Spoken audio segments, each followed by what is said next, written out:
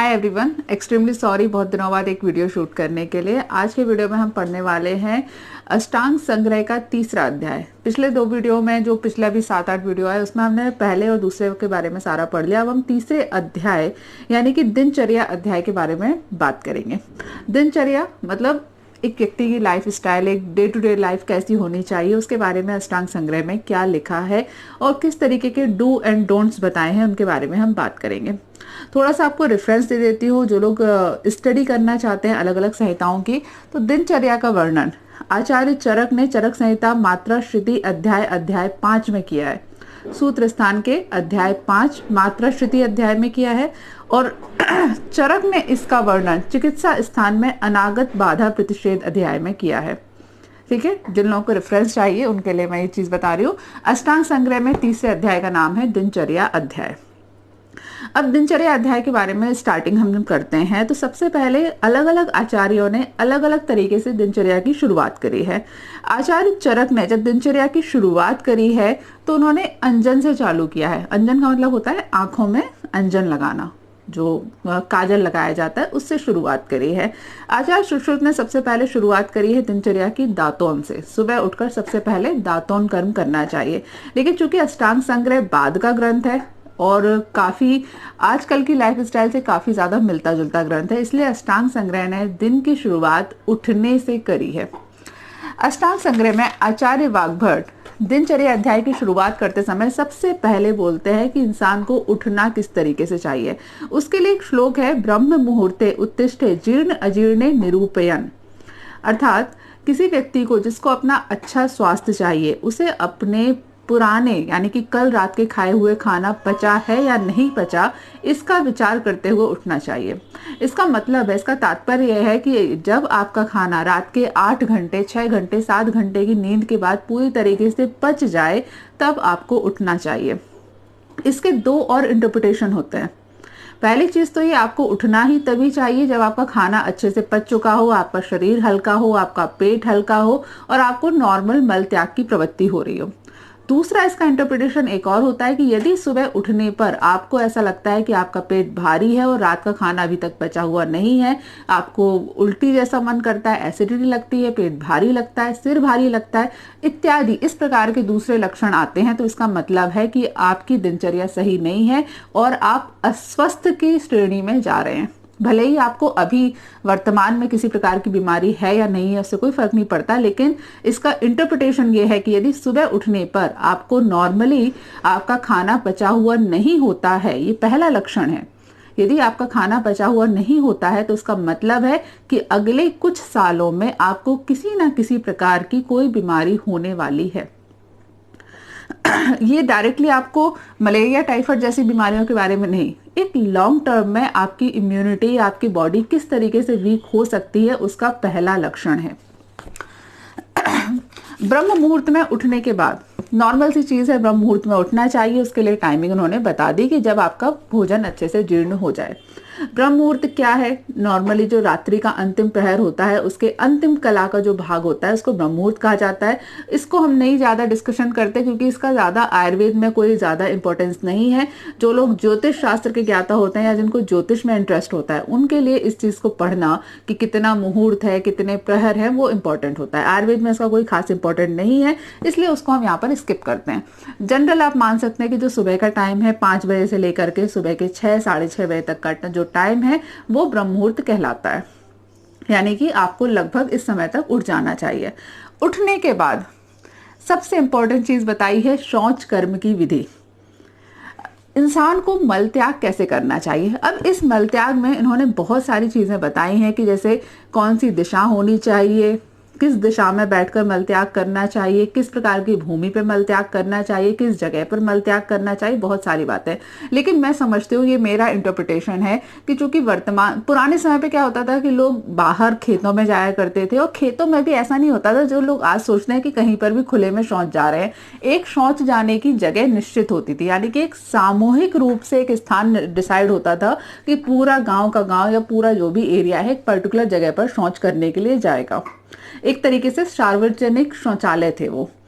पुराने समय में जनसंख्या कम थी, जगह बहुत ज़्यादा थी, इसलिए कोई हाइजीन की प्रॉब्लम थी नहीं। प्रकृति के नेचुरल जो चीज़ें होती हैं कि बॉडी कोई भी चीज़ गंदगी पड़ी है प्रकृति इसको ऑटोमेटिक क्लीन कर देती है, तो इस वजह से कोई हाइजीन वाला इशू या बीमारी फैलने वाला इशू नहीं था।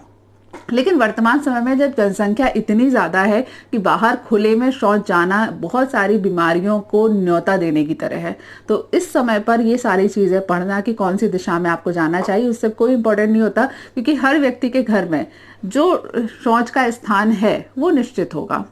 जो लोग पीजी की प्रिपरेशन करते हैं उनके लिए इसमें से काफ़ी क्वेश्चन आते हैं, पर मुझे लगता है पूरी तरीके से बकवास क्वेश्चन है इस तरीके के सवाल पूछना जिसका वर्तमान समय में कोई खास इंपॉर्टेंस नहीं हो। लेकिन एक चीज है, बहुत लंबा चौड़ा श्लोक है, लेकिन उसमें एक चीज है जिसको आपको समझना चाहिए, वो ये है प्रवर्त्येत प्रचलितम ना तो यत्न उदीर्येत। इसका मतलब होता है कि जो मल स्वाभाविक रूप से प्रवर्तित हो, यानी कि स्वाभाविक रूप से मल आ रहा हो, उसी को शरीर से बाहर निकालना चाहिए। ना तो यत्न उदीर्येत, यानी कि बहुत यत्न करके, बहुत ताकत लगाकर, प्रेशर लगाकर मल त्याग करना सही नहीं होता, और इसे समझना बहुत ज़्यादा इंपॉर्टेंट है। आजकल के समय में कॉन्स्टिपेशन एक कॉमन बीमारी हो गई है। अब आप इन्हीं दो श्लोक से, और तो उठते समय बोला गया है कि जीर्ण अजीर्ण का ध्यान रखते हुए उठना चाहिए, और दूसरा मल त्याग की विधि में इस चीज़ को बहुत ही इंपॉर्टेंटली बोला गया है। इसका मतलब है कि जिस कॉन्स्टिपेशन को हम लोग बहुत ज़्यादा लाइटली लेते हैं वो उतना ज़्यादा लाइटली नहीं है, बहुत सारी बीमारियों का कारण होता है।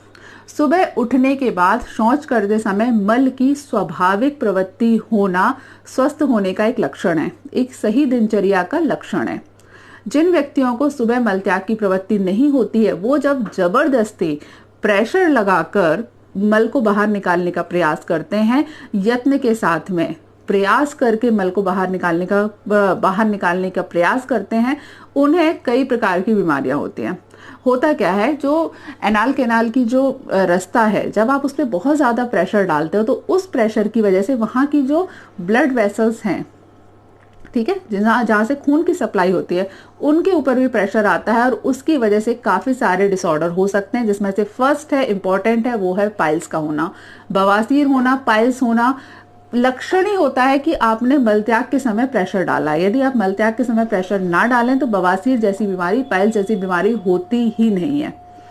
ठीक है, ये एक चीज है जिसको आप लोगों को समझना चाहिए कि प्रवर्त्येत यत् प्रचलितम, जो स्वाभाविक रूप से मल आया है आपको उसी को शरीर से बाहर निकालना चाहिए।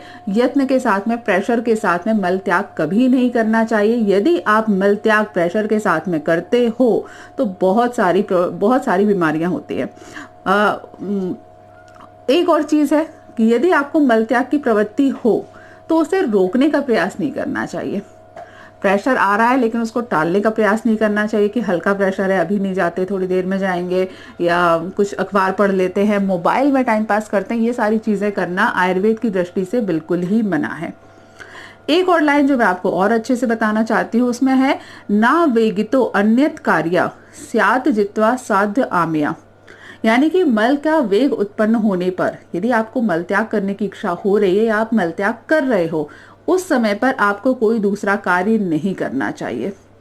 ये बहुत ज्यादा जरूरी है। आजकल तो हर दूसरे इंसान की हैबिट है कि टॉयलेट जाते समय मोबाइल लेके साथ में जाते हैं। What is this? न्यूज़पेपर साथ में लेके जाते हैं, जबकि सबको पता है कि जो मल त्याग की जो एक्टिविटी है वो दिमाग से बहुत ज़्यादा कंट्रोल होती है, आपके दिमाग से जनरेट होती है। आपकी इंटेस्टाइन की जो पेरिस्टाइलिक मूवमेंट होती है जिसकी वजह से आपको मल त्याग होता है, वो आपके दिमाग से रेगुलेट होता है। जब आप अपने दिमाग को दूसरी चीज़ों के ऊपर ध्यान केंद्रित करते हो या फिर आप दिमाग में कुछ और आपके चल रहा होता है, तो उससे आपकी इंटेस्टाइन की पेरिस्टाइलिक मूवमेंट है वो प्रभावित होती है, और जिसकी वजह से फ्यूचर में आपको कॉन्स्टिपेशन ऐसी प्रॉब्लम हो सकती है। पुराने समय में एक बड़ा नियम हुआ करता था कि जो लोग मल त्याग करने जाते थे वो कान में जनेऊ लपेटा करते थे। वो एक इनडायरेक्टली या इंटरप्रिटेशन होता था, या एक इनडायरेक्टली एक हैबिट थी, या कुछ भी आप इसको समझ सकते हो कि मल त्याग करते समय शरीर से जब भी आप मलमूत्र का त्याग करें उस समय पर आपको बोलना नहीं है। और बोलना नहीं है का मतलब ही यही है कि आपको कोई और काम नहीं करना है। ये और बात है, कुछ लोग आज भी इस चीज को फॉलो करते हैं और उसको गलत तरीके से ले लेते हैं कि बोलते तो नहीं है लेकिन दिमाग चलता रहता है। तो मेरे ख्याल से वो नहीं करना होना चाहिए। डेफिनेटली कान में जनेऊ लगाने का जो सिस्टम था उसका मेन कारण यही था कि मल त्याग करते समय आपका ध्यान आपके जो ऑर्गन है उन्हीं के ऊपर केंद्रित होना चाहिए। यदि आपका ध्यान इधर उधर होगा तो उससे आपको प्रॉब्लम क्रिएट होगी।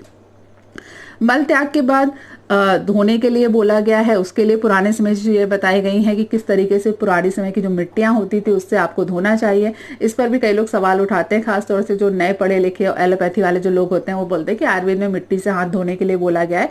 तो यहाँ मैं आपको एक चीज बता देना चाहती हूँ, मैं श्लोक ही पढ़ देती हूँ। श्लोक में साफ साफ लिखा गया है, निशल्य अदुष्ट मृत पिंडी परिमृष्ट मलायना, यानी कि ऐसी मिट्टी का प्रयोग करना चाहिए जिसमें किसी प्रकार का कोई शल्य नहीं हो, जो शोधित की गई हो, शोधित की गई हो, यानी कि ऐसी मिट्टी जिसको जो एंटीबैक्टीरियल एंटी वाले जो पुराने समय में होते थे, जैसे त्रिफला का क्वाथ होता है, शालसर आदि क्वाथ होता है, अर्कादी क्वाथ होता है, उस मिट्टी को इन द्रव्यों के साथ में भावित किया जाता था। ये जो ऐसे क्या बोलते हैं इनको, ये जो काढ़े होते हैं जो कि बैक्टीरिया को खत्म करने का काम करते हैं, इसे पानी में डालकर, इसे मिट्टी के ऊपर डालकर उसे सुखाया जाता था। फिर एक तरीके से साबुन बनाने की प्रक्रिया है, यानी कि मिट्टी के जो औषधीय गुण है उसका विकास किया जाए और मिट्टी आपके कीटाणुओं को खत्म करने में सक्षम हो।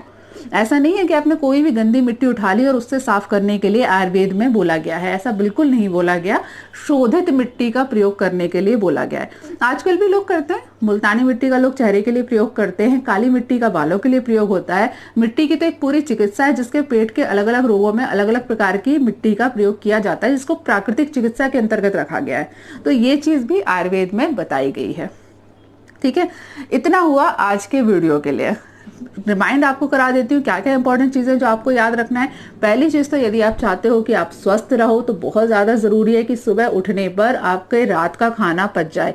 यदि आपको महसूस होता है कि आप सुबह उठते हो और आपको पेट भारी लगता है, अपच होती है, कब्जियत महसूस होती है, तो इसका मतलब है आप आज नहीं तो कल बीमार होने वाले हो। तो आपको दिनचर्या अपनी उस हिसाब से सेट करनी है। दूसरी चीज, मल त्याग करते समय केवल और केवल जो मल आ गया है आपको उसी को पास करना चाहिए, जबरदस्ती प्रेशर नहीं लगाना चाहिए। मल त्याग करते समय किसी भी प्रकार के दूसरे कार्यों को करना, सोचना, बोलना, देखना मना होता है। ये सारी चीजें करने से आपको बहुत सारी एनाल कैनाल से रिलेटेड प्रॉब्लम हो सकती है। चलिए आज के इस वीडियो में इतना ही। नेक्स्ट वीडियो में हम इसी के आगे, इसी चैप्टर के कंटिन्यू में आगे पढ़ाई करेंगे। नेक्स्ट वीडियो में मिलते हैं, तब तक के लिए stay healthy and be happy. Good bye.